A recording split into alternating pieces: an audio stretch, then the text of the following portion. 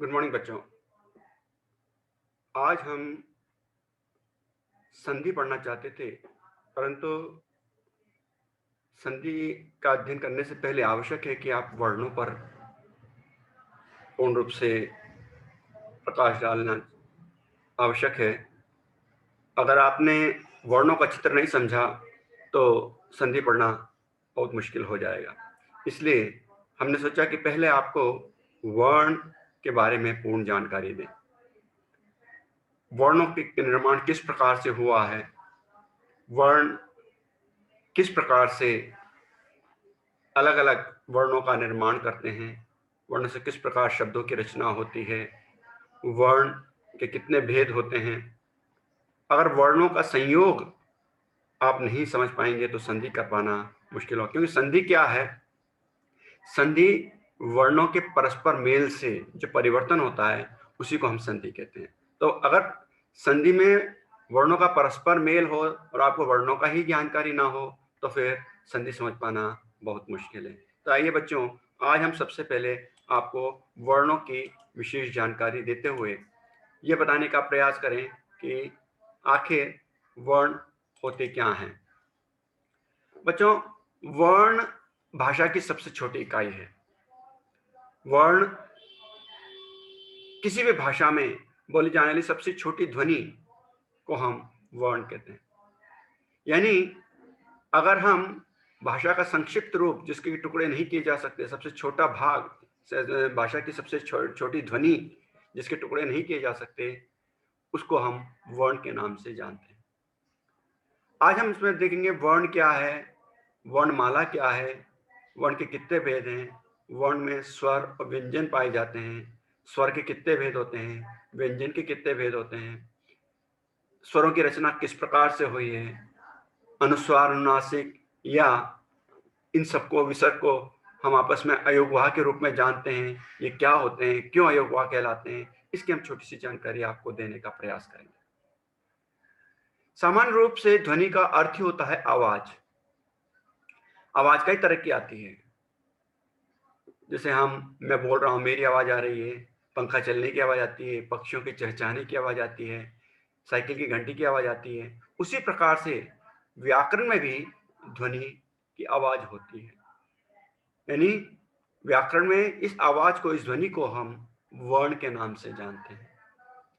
जैसे हमारे यहाँ हम अलग अलग प्रकार के भाषाओं का प्रयोग करते हैं, प्रत्येक भाषाओं में जो ध्वनि होती है और ध्वनि का जो संक्षिप्त रूप होता है वही वर्ण कहलाता है। हम हिंदी भाषा के अंतर्गत देखें कि सबसे छोटी ध्वनि जिसके कि टुकड़े नहीं किए जा सकते, वर्ण कहलाती है। अगर हम इसके आधार पर देखें तो वर्ण है क्या? कि वर्ण वह छोटी से छोटी इकाई है जिसके कि टुकड़े नहीं किए जा सकते। और वर्णमाला क्या है? किसी भाषा में प्रयोग होने वाले वर्णों के क्रमबद्ध समूह को हम वर्णमाला कहते हैं। क्रमबद्ध समूह को हम वर्णमाला कहते हैं। तो इसके अंतर्गत हम क्या देख रहे हैं कि वर्णमाला के अंतर्गत हमें किन किन चीजों को अध्ययन करना है, क्या क्या चीजें हैं, ये देखने के कि वर्ण दो प्रकार के होते हैं। पहला है स्वर और दूसरा कहलाता है व्यंजन। स्वर क्या है? जिन वर्णों का उच्चारण करते समय हवा मुंह से बिना रुके बाहर निकले उसे स्वर कहते हैं। यानी भाषा की वह इकाई जो स्वतंत्र रूप से उच्चारित की जा सकती है, स्वतंत्र रूप से जिसका उच्चारण संभव है। इसलिए स्वरों का उच्चारण को स्वतंत्र रूप से बिना किसी दूसरे वर्ण की सहायता से किया जा सकता है। ऐसे वर्णों को हम स्वर कहते हैं। ये कौन कौन से हैं? अ, आ, ई, उ, ए, आई और औ। ये जो हम वर्ण देख रहे हैं, ये वर्ण जो हैं ये स्वर कहलाते हैं। लेकिन इन सभी स्वरों की रचना कैसे हुई है? इनमें कुछ स्वतंत्र स्वर भी हैं। इनमें स्वतंत्र स्वर हैं अ या अ, ई, उ और री ऋषि। ये जो स्वतंत्र स्वर, चार स्वर हैं, इनसे अन्य स्वरों की रचना हुई है। स्वरों की रचना, अन्य स्वरों की रचना भी अ, ई, उ और री ऋषि, है ना, कि इन रूप में हम स्वतंत्र स्वरों के रूप में मानते हैं, इन्हें हम ह्रस्व स्वर भी कहते हैं। आइए देखें आगे हम इसके बारे में अध्ययन करें कि इन वर्णों में और क्या क्या हमें जानना है। ये हम आगे आपको इसको बताते हैं कि वर्ण है क्या। अगर हम स्वर की बात करते हैं, तो स्वरों के अंतर्गत दो प्रकार के स्वर होते हैं, ह्रस्व स्वर और दीर्घ स्वर। ह्रस्व स्वर क्या है? जिन स्वरों के उच्चारण में कम से कम समय लगता है वो ह्रस्व स्वर कहलाते हैं। जैसे हमने आपको बताया था कि ह्रस्व स्वर 4 हैं। कौन कौन से हैं? यहाँ हम आपको बता रहे थे ह्रस्व स्वर हैं 4। कौन कौन से? अ, ई, उ और री ऋषि। अब इनकी रचना कैसे हुई है? अ से आ, यानी 2 अ मिलकर आ बने हैं। अगर हम इसको देखें कि इनकी रचना किस प्रकार से, अ से आ की रचना हुई है, ई से ई की रचना हुई है, उ से उ की रचना हुई है, और ए ओ औ की रचना किस प्रकार हुई है, इसको बताने के लिए हम आपको बताएं। बच्चों, यहां पर हम ध्यान देने की बात है कि इनकी रचना 2 स्वरों के मेल से हुई है। इनकी रचना 2 स्वरों के मेल किससे हुई है? अ और ई, अ और ई मिलकर के क्या रचना करते हैं? अ और ई मिलकर के रचना करते हैं ए की रचना। ऐ, दोनों को मिलाकर देखें, ऐ, अ ई, ऐ, इसका उच्चारण हो रहा है। इसी प्रकार आ और ई मिलकर ऐ, बड़ा ऐ बनाते हैं। अगर हम इसका आ के साथ मिला दें तो इसकी रचना होगी आई के रूप में। इसी प्रकार से आई, है ना, बड़ी ई के रूप में भी हो सकती है। अ और बड़ी ई के रूप में भी अगर हम देखें तो ये ए की रचना करेगा। अगर या के साथ आ के साथ ई मिले तो भी ए की रचना होती है। इस प्रकार से अगर हम देखें कि बच्चों कि 2 स्वर अ और ई के ए की रचना हुई है, उसी प्रकार से अ और उ से भी अगर हम देखें, क्या दिखाते हैं आपको कि अ और उ, इन दोनों से औ, आवाज कैसे? अ उ, औ की रचना हुई है। अ उ, तो 2 स्वर अ और उ मिलकर के क्या रचना करते हैं? ओ की रचना करते हैं। तो इन दोनों के संयोग से क्या बनेगा? इन दोनों के संयोग से बनेगा ओ, औ की रचना हुई है। तो यहां हम क्या देख रहे हैं कि अ और ई मिलकर के ऐ बनाते हैं और अ और उ मिलकर के ओ बनाते हैं। इसी प्रकार बच्चों संधि की जाती है।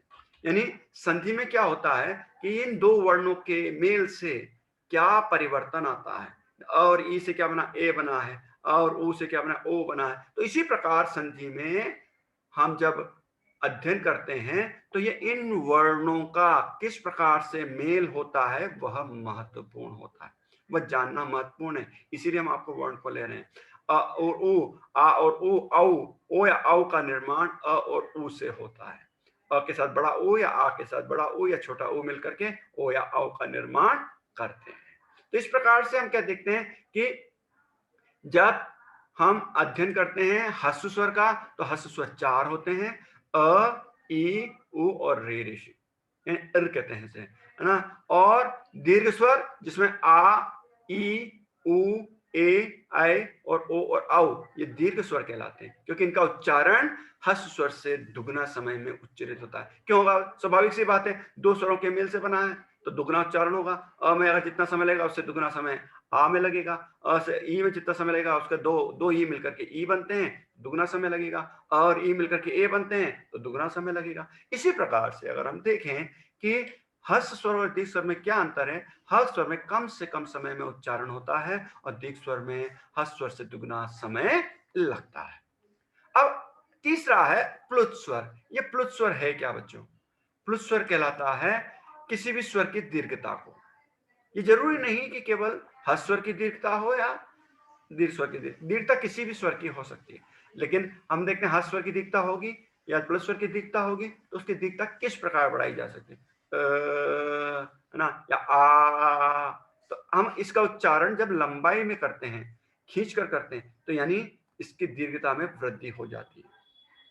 तो इस पे हमें ध्यान रखना है कि इसका उच्चारण किस प्रकार से किया जाता है। मुख्य रूप से हम देखें संगीत के समय, देखें कोई संगीत का प्रयोग करते हैं या किसी प्रकार के मंत्रों का उच्चारण करते हैं तो हम देखते हैं कि इसके उच्चारण के समय किसी स्वर की दीर्घता बढ़ जाती है। जैसे हम ओम का उच्चारण करते हैं, ओम, तो ओ का जो उच्चारण है ओ दीर्घता की ओर जा रहा है, फिर ऊ के दीर्घता की ओर जा रहा है, फिर म के बाद अ की दीर्घता आ रही है। तो यहाँ पर इसी प्रकार से प्लुत स्वर किसी भी स्वर की दीर्घता को प्रकट करने के लिए प्रयोग में लाया जाता है। यानी इस स्वर का उच्चारण हम दीर्घ स्वर से अधिक मात्रा में करते हैं। तो प्लुत स्वर के रूप में किया जाने वाला जो उदाहरण है वो हम बताएं, जैसे ओम है, भैया, काका, है ना, आ या उई, जैसे चोट लगने पर हम कहते हैं ई के उच्चारण में ऊ, है ना। तो इस प्रकार से हम जो उच्चारण में दीर्घता को बढ़ाते हैं वो बढ़ी हुई दीर्घता को ही हम प्लुत स्वर कहते हैं।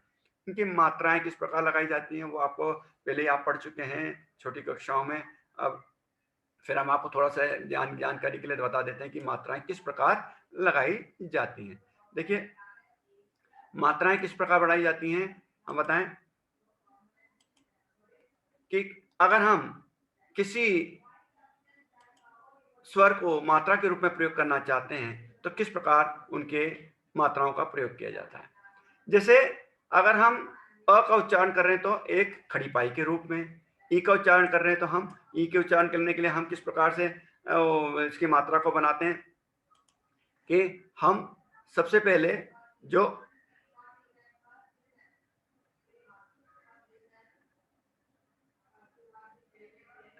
इसके अंदर जो मात्राएं प्रयोग में ली जाती हैं उसका हम बताने जाएं आपको कि किस प्रकार से ये तो हो गई खड़ी पाई, जो कि हम इस खड़ी पाई को हम कहते हैं आ की मात्रा। और आ की मात्रा ना हो या अ की मात्रा ना हो तो क्या होता है बच्चों, किसी भी व्यंजन के या के नीचे एक विशेष प्रकार का एक नीचे की तरफ एक हलंत लग जाता है, इस तरह से हलंत लग जाता है।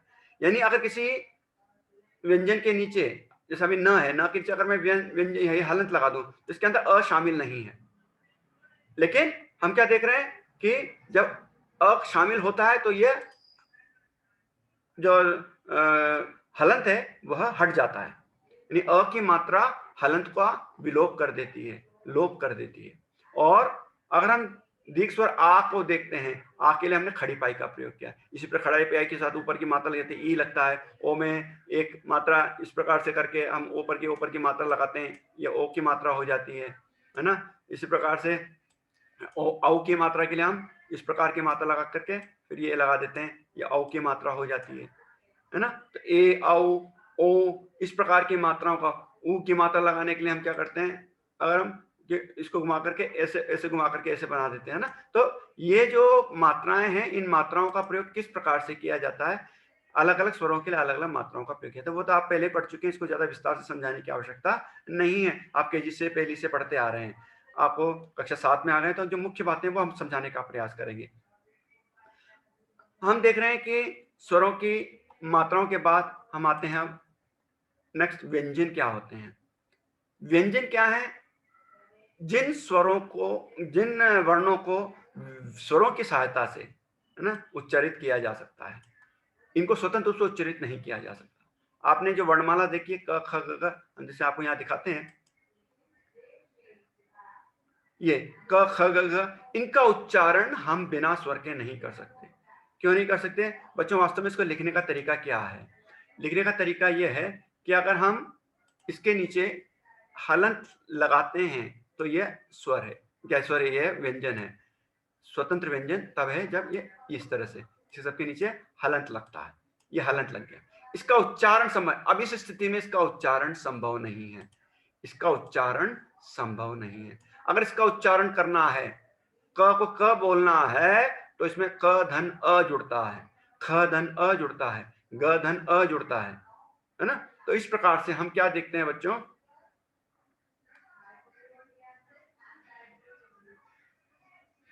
कि इसके अंतर्गत हम क्या देखते हैं कि क धन अ क, ख धन अ ख, ग धन ग अ, तो ये ग या ई गी की खी या ऊ जोड़े कु, खु, गु। इस प्रकार से अगर हम देखें कि कोई ना कोई स्वर अगर इसमें शामिल होता है तभी हम इसका उच्चारण कर सकते हैं। बिना स्वरों की सहायता के व्यंजनों का उच्चारण संभव नहीं है।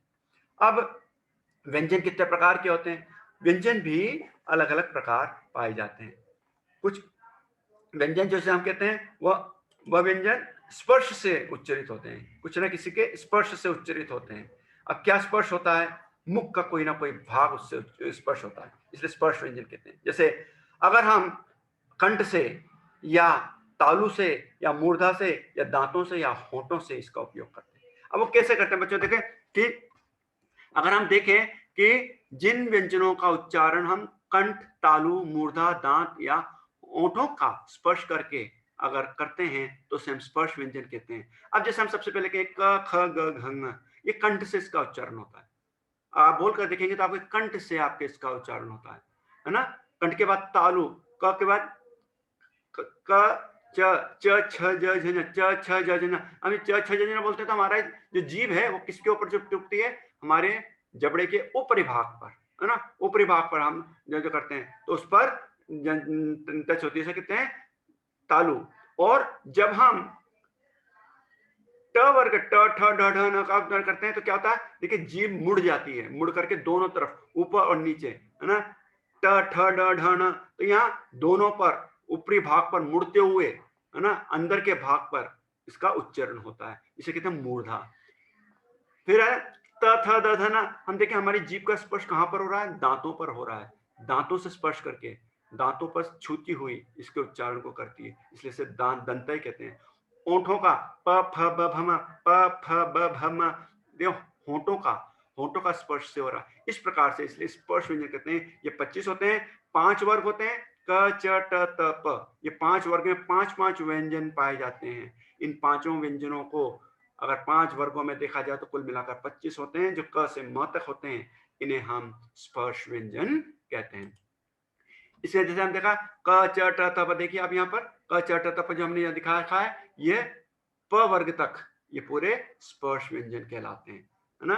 तो क, ख, ग, घ, ङ कहते हैं इसको, अडानी कहते हैं। क्या कहते हैं? क, ख, ग, घ, ङ, च, छ, ज, ञ, ट, ठ, ड, ढ, ण, त, थ, द, ध, न, प, फ, ब, भ, म। इस प्रकार इसका उच्चारण होता है। पांचवा व्यंजन जो होता है वह अनुस्वार के रूप में भी प्रयोग में लाया जाता है ना?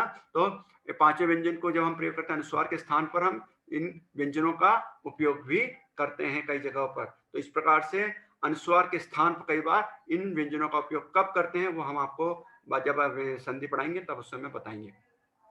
तो अंतस्थ व्यंजन क्या है? अंतस्थ व्यंजन होता है अगर हम अपने श्वास को अंदर की तरफ रोक करके जो उच्चारण करते समय अंदर की तरफ उच्चारण, अंतःस्थित, अंतस्थित, अंतस्थ, है ना? जैसे य, र, ल, व बोलते हैं तो हम सांस को अंदर की तरफ रोक कर करके उसको बोलने का, उच्चारित करने का प्रयास करते हैं। तो य, र, ल, व जो ये है, यह अंतस्थ व्यंजन कहलाता है। ऊष्म व्यंजन है श, श, स, ह। तो ये घर्षण के साथ इसका उच्चारण होता है, और घर्षण से क्या निकलती है? ऊष्मा। ऊष्मा मतलब गर्मी।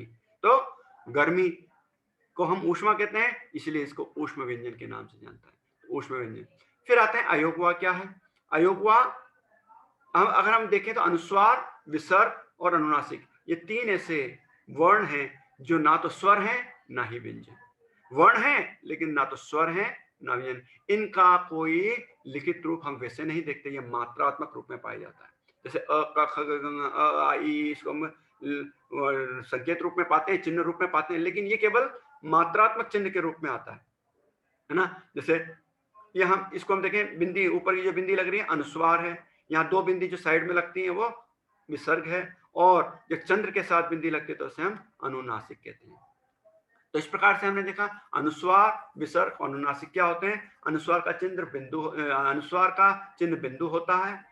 विसर्ग का चिन्ह 2 बिंदु एक साथ किसी वर्ण के बाद में 2 बिंदु उसके पाई के साथ लगाई जाती है, तो उसे हम विसर्ग कहते हैं। और अगर अनुनासिक का वर्णन करें तो इसका उच्चारण मुंह और नाक दोनों से होता है, और इसे चंद्र बिंदी के रूप में प्रयोग में लाया जाता है। तो चांद, आंख, ये जब हम लिखते हैं तो उसमें चंद्र बिंदी का प्रयोग किया जाता है।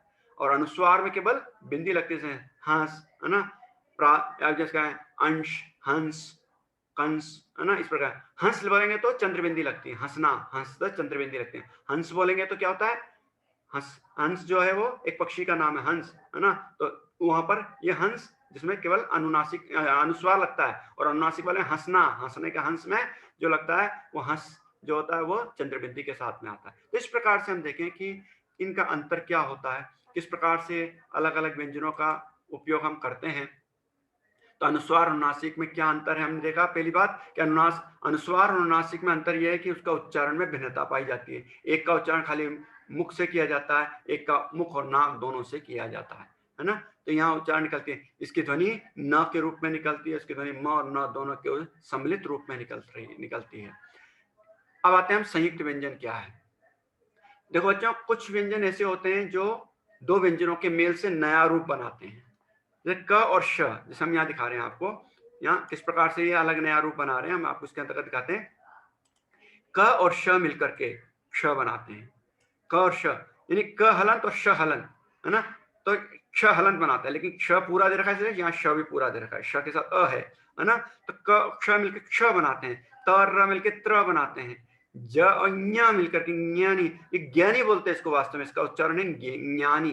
देखो ये जो शब्द है ज और ञ, ज्ञानी हो जाता है, ज्ञानी, ज्ञानी नहीं कहता, वास्तव में इसका सही उच्चारण होता है ज ज्ञानी होता है ना। ज्ञान, ज्ञान नहीं होता, ज्ञान होता है इसका सही उच्चारण। श और श्र होता है। तो इस प्रकार से हम देख रहे हैं इसका नया रूप बन रहा है। देखिए यहाँ पर देखें, ये दोनों स्वर मिल या दोनों व्यंजन मिलकर एक नए रूप में आ रहा है, त्र, क्ष, ञ और श्र, ये अलग नए रूप में आ रहा है, नया स्वरूप बना रहा है। तो ऐसे नए स्वरूप बनाने वाले, नए स्वरूप के रूप में प्रयोग करने वाले इन दो व्यंजनों के समूह को हम संयुक्त व्यंजन कहते हैं। एक और आता है संयुक्ताक्षर। संयुक्ताक्षर क्या होता है बच्चों, जब हम किसी व्यंजनों का प्रयोग, अलग अलग व्यंजनों का प्रयोग उसी रूप में मिलाकर के करते हैं। जैसे हम कहें कि परिपक्व, क और व, है ना, क्व, परिपक्व, तो क और व, है ना, क और व मिलकर के क्या बनते हैं, क्व। तो यहाँ पर हम क और व को मिलाकर के नया रूप नहीं बना रहे, क को आधा लिख करके व दोनों को जोड़कर बना रहे हैं, वह संयुक्ताक्षर है। इसी प्रकार द्वित्व व्यंजन क्या होता है, जब समान वर्ण आपस में दोनों मिलकर के प्रयोग में लाए जाते हैं, जैसे न और न, त और त, ल और ल, क और क, तो वो क्या कहलाता है, यह द्वित्व व्यंजन कहलाता है। तो इस प्रकार से संयुक्त व्यंजन संयुक्ताक्षर में अंतर क्या है, संयुक्त व्यंजन नया रूप, नया स्वरूप बनाता है दो व्यंजनों के मेल से, और दो अलग अलग व्यंजनों को मिलाकर जब हम सम्मिलित रूप में लिखते हैं तो उसे हम संयुक्ताक्षर कहते हैं। जब परिपक्व क और व मिला करके, है ना, तो त और व मिला करके, क और ख मिला के, है ना, तो च और छ मिला करके, है ना, तो ये अच्छा में च और छ मिलाते हैं तो दोनों मिला करके लिखते हैं, तो इसे हम संयुक्ताक्षर कहते हैं। संयुक्त व्यंजन, संयुक्ताक्षर और द्वित्व व्यंजन, इन दोनों में अंतर आपको समझना जरूरी है। इसके साथ ही हम आते हैं र के रूप में। र क्या है, र की मात्रा किस प्रकार से प्रयोग में लाई जाती है। र की मात्रा का प्रयोग करते समय में बहुत विशेष रूप से ध्यान रखने की बात है। जब कभी स्वर रहित र हो, स्वर रहित का मतलब है जब र में हलंत लगा हो, और ध्यान देंगे इस बात को, क्योंकि ये मात्रा किस प्रकार से लगती है, कहाँ लगेगी, इसका विशेष रूप से आपको ध्यान रखना है। जब स्वर रहित र के बाद स्वर सहित व्यंजन आ जाए तो र उस व्यंजन के ऊपर रेफ के रूप में लिखा जाता है। जैसे हम कहें प और र हलंत और व और अ, तो पर्व, या ग हलंत, यहाँ बोलेंगे ग हलंत, र ग तो पूरे ग हलंत धन अ, तो ग पूरा हो गया, फिर र हलंत और व और अ, व के साथ अ है, यानी र हलंत के बाद कोई व्यंजन जिसके साथ स्वर हो आ जाए तो र की मात्रा बाद वाले व्यंजन के ऊपर, है ना, रैफ के रूप में लगती है, र की मात्रा के रूप में लगती है।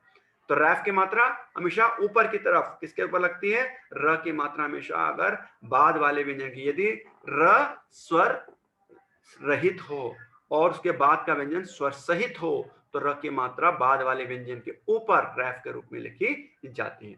और अगर स्वर सहित, र स्वर सहित हो, र पूरा हो, और र से पहले वाला व्यंजन, र से पहले वाला व्यंजन स्वर रहित हो, है ना, ध्यान दीजिएगा, कि अगर यहाँ पर देखें ये ग यानी ये लिखा है पूरा ग लिखा है, पूरा ग नहीं आएगा, ये आएगा रह ग हलंत। यहाँ पर उन्होंने कुछ यहाँ त्रुटि करते समय त्रुटि रह गई है, तो यहाँ देखें इसमें हम आपको यहाँ बता रहे हैं, यहाँ इसको हम सही कर देते हैं।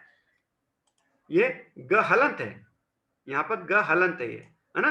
ग हलंत के साथ अगर र आ जाए तो ग र के साथ मिल जाता है, र पूरा है, र में स्वर है, र और अ है, तो ये क्या होगा, र की मात्रा पदेन में आ जाती है, यानी ग के नीचे लग करके और अ के साथ, है ना, अ क्योंकि र के साथ अ है तो ये अ के साथ उच्चरित होती है, और ग्रह या ग्राम के रूप में हम देख रहे हैं यहाँ पर प र प्र हो जाता है, म र म्र हो जाता है ना, म्र यानी पदेन पर, है ना, पदेन के रूप में, र की मात्रा पदेन के रूप में, वहां रैफ के रूप में, ऊपर रैफ के रूप में प्रयोग में लाई जाती है। यानी कब मात्रा नीचे लगती है, जब र स्वर सहित हो और उससे पहले का व्यंजन स्वर रहित हो, और अगर र स्वर रहित हो और उसका बाद का व्यंजन स्वर सहित हो तो बाद वाले व्यंजन के ऊपर र की मात्रा लगती है। इस प्रकार से बच्चों हमने देखा कि र की मात्रा का प्रयोग हम कैसे कर सकते हैं। ये बहुत महत्वपूर्ण है समझने के लिए, क्योंकि जब हम संधि करेंगे तो र की मात्रा का इस प्रकार से आपको प्रयोग करना है कि र की मात्रा हमें कब और कहाँ लगानी है, ये आपको ध्यान रखने की बात। इसी प्रकार से बच्चों ट ड, है ना, जिसके ऊपर पाई नहीं होती, जिसके साथ पाई नहीं होती, पाई की मात्रा नहीं होती है, ऐसे समय में यहाँ पर हम क्या करते हैं, पाई लगा करके र की मात्रा नीचे लगाते हैं। जब ट के साथ हमने क्या देखा, डंडी नहीं है, डंडी नहीं है तो क्या है, ट के नीचे गोल घुमाव है, इसलिए हम पहले क्या किया है, देखिए पहले पाई लगाई और उसके साथ र की मात्रा लगाई, दो मात्रा के रूप में दिखाई दे, दो मात्रा नहीं है वास्तव में, हम किसकी मात्रा को हम कैसे देखिए, हम कैसे बनाते हैं, हम आपको बना करके दिखाते हैं किस प्रकार से र की मात्रा बनाई जाती है।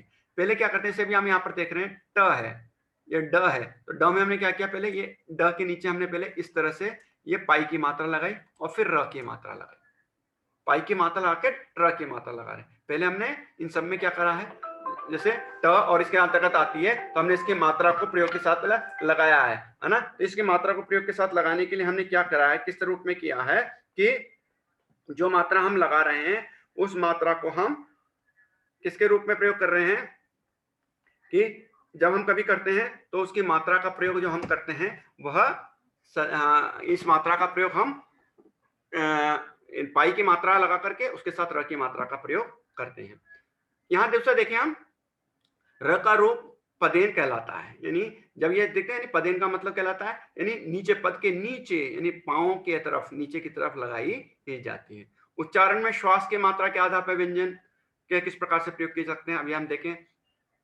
अब देखिए बच्चों, व्यंजन का जो उपयोग किया जा सकता है वो अलग अलग रूप में हो सकता है, कम और ज्यादा के रूप में, है ना। अगर हम श्वास ज्यादा लेते हैं तो उसके रूप में, या कम लेते हैं तो उसके रूप में। तो कम मात्रा लेते हैं उसे अल्प प्राण, प्राण क्या है, जो श्वास वायु उसे हम प्राण कहते हैं, हमारी जो श्वास वायु है उसे हम क्या कहते हैं, प्राण कहते हैं।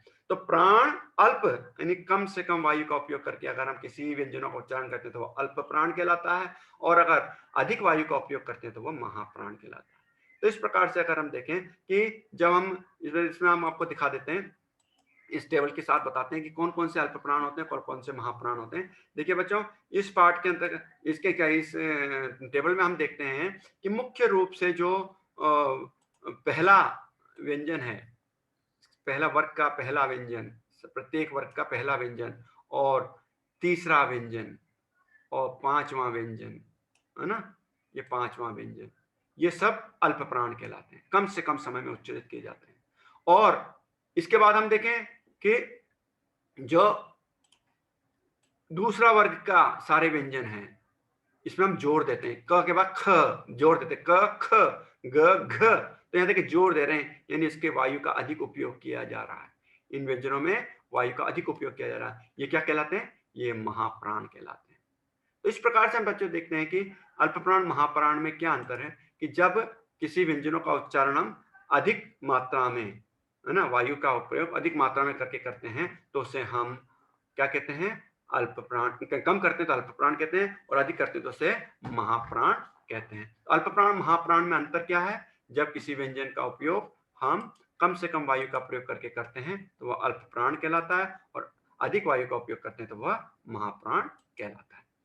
तो ये हमने आपको बताया था कि कौन-कौन से व्यंजन किस प्रकार, कौन-कौन से स्वर या व्यंजन किस के माध्यम से उच्चारित किए जाते हैं, कौन से किसके स्पर्श से उच्चारित किए जाते हैं। जैसे कंठ से उच्चारित करने वाले आ, क, ख, ग, घ, ये जो हैं, तो ये उच्चारण स्थान के आधार पर हम देखें कंठ है या तालु है या मूर्धा है या दांत है या दोनों होंठ और दोनों होंठों के स्पर्श से है, नाक से स्पर्श होने वाले। इस प्रकार से हमने टेबल बनाकर आपको बता रखी है कि कौन सी श्रेणी के व्यंजन या स्वर हमें किस उच्चारण स्थान के आधार पर प्रयोग में लाए जाते हैं। ये आप इसको ढंग से देखिएगा कि आप इसको उच्चारित करके देखिएगा कि अलग अलग स्वर या व्यंजन जो कि उच्चारित किए जाते हैं उनमें हमें उच्चारण का स्थान कौन सा होता है। कंठ होता है, तालु होता है, मूर्धा होता है, दांत होता है या होंठ होते हैं।